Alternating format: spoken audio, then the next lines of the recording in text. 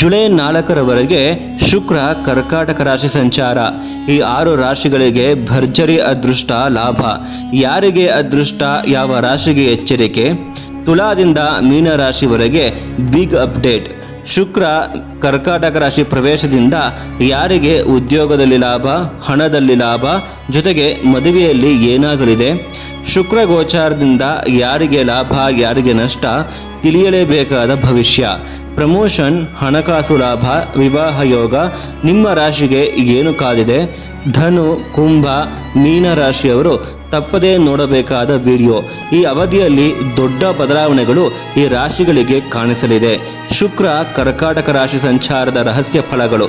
ತುಲಾ, ವೃಶ್ಚಿಕ, ಧನು, ಮಕರ, ಕುಂಭ, ಮೀನ ರಾಶಿಗಳ ಸಂಪೂರ್ಣ ವಿಶ್ಲೇಷಣೆ. ಶ್ರೀ ಗುರುಭ್ಯೋ ನಮಃ. ಹರಿ ಓಂ. ಓಂ ನಮೋ ಭಗವತೆ ವಾಸುದೇವಾಯ. ಓಂ ನಮೋ ನಾರಾಯಣಾಯ. ನಮಸ್ಕಾರ ಪ್ರಿಯ ವೀಕ್ಷಕರೇ, ನಿಮ್ಮೆಲ್ಲರಿಗೂ ನನ್ನ ಯೂಟ್ಯೂಬ್ ಚಾನಲ್ಗೆ ಸ್ವಾಗತ. ನಾನು ಪ್ರಮೋದ್ ಕಶ್ಯಪ್. ಕಳೆದ ಸಂಚಿಕೆಯಲ್ಲಿ ಶುಕ್ರನ ಕರ್ಕಾಟಕ ರಾಶಿ ಸಂಚಾರದ ಮೊದಲ 6 ರಾಶಿಗಳಿಗೆ ಆಗುವ ಪರಿಣಾಮಗಳ ಬಗ್ಗೆ ನಾನು ತಿಳಿಸಿದ್ದೆ. ಇಂದು ತುಲಾ ರಾಶಿಯಿಂದ ಹಿಡಿದು ಮೀನ ರಾಶಿವರೆಗೆ ಈ 6 ರಾಶಿಗಳಿಗೆ ಶುಕ್ರನ ಸಂಚಾರದ ಫಲ ಏನು ಅಂತ ತಿಳಿದುಕೊಳ್ಳೋಣ. ವಿಡಿಯೋನ ಕೊನೆಯವರೆಗೂ ನೋಡಿ, ಆಗ ಮಾತ್ರನೇ ಅರ್ಥವಾಗುತ್ತೆ. ಜೊತೆಗೆ ಶುಕ್ರ ದಶಾಭುಕ್ತಿ ನಡೆಯುತ್ತಿದ್ದರೆ ನಾನು ಇಲ್ಲಿ ಏನೇನು ಭವಿಷ್ಯ ಹೇಳ್ತೀನಿ ಅವೆಲ್ಲವೂ ಕೂಡ ನಿಮಗೆ ಖಂಡಿತವಾಗಿಯೂ ಹಾಗೇ ಆಗುತ್ತೆ. ದಶಾಭುಕ್ತಿ ಇಲ್ಲಿ ತುಂಬ ಮುಖ್ಯ. ಸೊ ಹಾಗಾಗಿ ತಡ ಮಾಡೋದು ಬೇಡ. ತುಲಾ ರಾಶಿಯಿಂದ ಹಿಡಿದು ಮೀನ ರಾಶಿಯವರ ಒಂದು ಭವಿಷ್ಯ ಹೇಗಿದೆ, ಶುಕ್ರ ಸಂಚಾರದ ಭವಿಷ್ಯ ಹೇಗಿದೆ ಅಂತ ನೋಡೋಣ.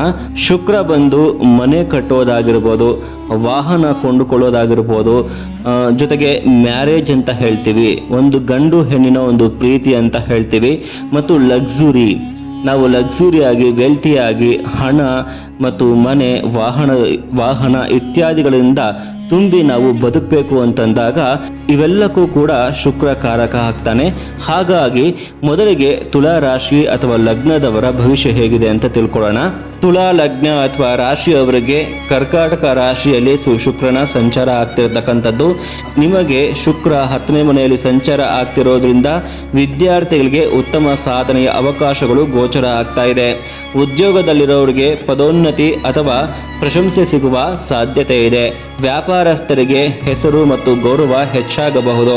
ಆದರೆ ದಾಂಪತ್ಯ ಜೀವನದಲ್ಲಿ ಅಹಂಕಾರದಿಂದ ಸಣ್ಣ ಕಲಹಗಳು ಉಂಟಾಗುವ ಸಂಭವವಿದೆ.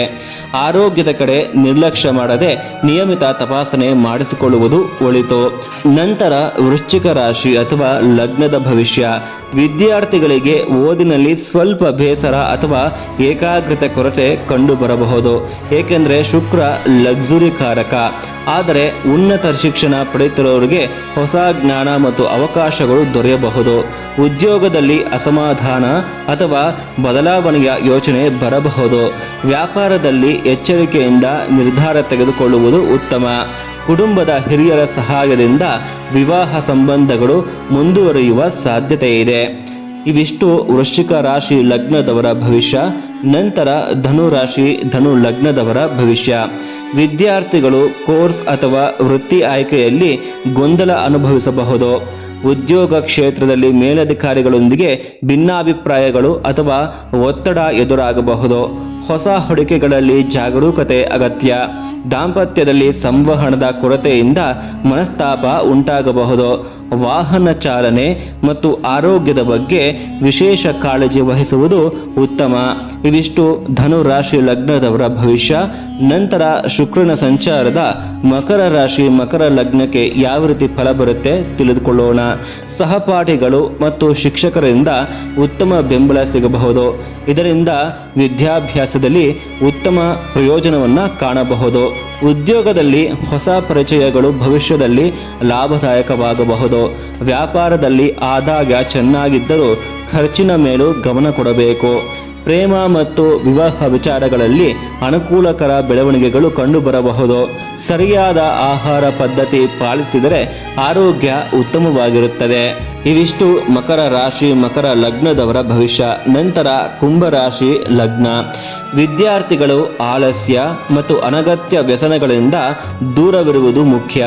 ಉದ್ಯೋಗದಲ್ಲಿ ಹೊಸ ಅವಕಾಶಗಳು ಹಾಗೂ ಉತ್ತಮ ಪ್ರಗತಿ ಕಂಡುಬರಬಹುದು. ವ್ಯಾಪಾರದಲ್ಲಿ ಆಸಕ್ತಿ ಕಡಿಮೆಯಾಗುವ ಸಾಧ್ಯತೆ ಇದ್ದರೂ ಶಾಂತವಾಗಿ ಮುಂದುವರಿದರೆ ಫಲ ದೊರೆಯಬಹುದು. ವಿವಾಹ ಮಾತುಕತೆಯಲ್ಲಿ ಹಣಕಾಸು ಅಥವಾ ಕುಟುಂಬದ ಅಭಿಪ್ರಾಯಗಳಿಂದ ವಿಳಂಬ ಉಂಟಾಗಬಹುದು. ವಾಹನ ಚಾಲನೆಯಲ್ಲಿ ಎಚ್ಚರಿಕೆ ವಹಿಸಿ. ಇವಿಷ್ಟು ಕುಂಭ ರಾಶಿ ಲಗ್ನದವರ ಭವಿಷ್ಯ.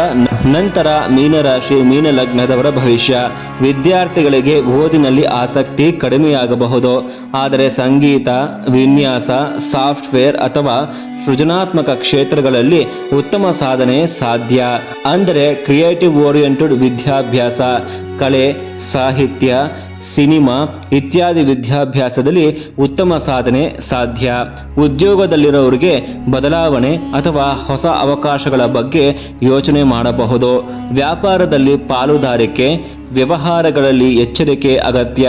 ಪ್ರೇಮ ಸಂಬಂಧಗಳು ಮುಂದುವರಿಯಬಹುದಾದರೂ ಮದುವೆ ನಿರ್ಧಾರಗಳಲ್ಲಿ ತಾಳ್ಮೆ ಅಗತ್ಯ. ಹಣಕಾಸಿನ ವ್ಯವಹಾರಗಳಲ್ಲಿ ಜಾಗರೂಕತೆ ಅಗತ್ಯ. ಇವಿಷ್ಟು ತುಲಾ ರಾಶಿಯಿಂದ ಹಿಡಿದು ಮೀನ ರಾಶಿಯವರೆಗಿನ ಶುಕ್ರ ಸಂಚಾರದ ಫಲ ಆಗಿರುತ್ತೆ. ಸೊ ಈ ವಿಡಿಯೋ ನಂತರ ಈ ವಿಡಿಯೋ ನಿಮ್ಗೆ ಇಷ್ಟ ಆಗಿದ್ರೆ ಕಾಮೆಂಟ್ ಮೂಲಕ ತಿಳಿಸಿ ನಿಮ್ಮ ರಾಶಿ ಯಾವುದು, ಜೊತೆಗೆ ಮುಂದಿನ ವಿಡಿಯೋದಲ್ಲಿ ನಿಮ್ಮ ರಾಶಿ ಬಗ್ಗೆ ನಾನು ಏನು ತಿಳಿಸ್ಕೊಡ್ಬೇಕು ಅನ್ನೋದನ್ನು ಕೂಡ ಕಾಮೆಂಟ್ ಬಾಕ್ಸಲ್ಲಿ ಕಾಮೆಂಟ್ ಮಾಡಿ. ಜೊತೆಗೆ ನಿಮ್ಮ ಇಷ್ಟ ದೇವರ ಹೆಸರನ್ನು ಕೂಡ ಕಾಮೆಂಟ್ ಮೂಲಕ ತಿಳಿಸಿ. ವಿಡಿಯೋನ ಎಂಡ್ ಮಾಡುವ ಸಮಯ ಬಂದಿದೆ. ಮುಂದಿನ ವಿಡಿಯೋದಲ್ಲಿ ನಾನು ನಿಮ್ಮನ್ನು ಬಂದು ಭೇಟಿ ಆಗ್ತೀನಿ. ಮುಂದಿನ ವಿಡಿಯೋದಲ್ಲಿ ವಾರ ಭವಿಷ್ಯ ಅಥವಾ ಇನ್ನಿತರೆ ಗ್ರಹಗಳ ಸಂಚಾರದ ಬಗ್ಗೆ ಭವಿಷ್ಯವನ್ನು ನಾನು ಹೇಳ್ತಾ ಹೋಗ್ತೀನಿ. ಜೊತೆಗೆ ನಕ್ಷತ್ರ ಫಲ, ರಾಶಿ ಫಲ, ಒಂದು ರಾಶಿ ಅಂದರೆ ಏನು, ನಕ್ಷತ್ರದಿಂದ ನಾವೇನೇನು ತಿಳಿದುಕೊಳ್ಬೋದು ಅನ್ನೋದ್ರ ಬಗ್ಗೆ ಮಾಹಿತಿಯನ್ನು ನಾನು ಹಂತ ಹಂತವಾಗಿ ಕೊಡ್ತಾ ಹೋಗ್ತೀನಿ. ಸೊ ವಿಡಿಯೋ ತುಂಬ ಇಂಟ್ರೆಸ್ಟಿಂಗ್ ಆಗಿರುತ್ತೆ. ನಿಮಗೆ ಯಾವ ರೀತಿ ವಿಡಿಯೋ ಬೇಕು ಅದನ್ನು ಕೂಡ ಕಾಮೆಂಟ್ ಬಾಕ್ಸ್ ಮೂಲಕ ತಿಳಿಸಿ. ನಿಮ್ಮೆಲ್ಲರಿಗೂ ನಮಸ್ಕಾರ. ಈ ವಿಡಿಯೋ ಇಲ್ಲಿಗೆ ಮುಕ್ತಾಯ ಆಗುತ್ತೆ.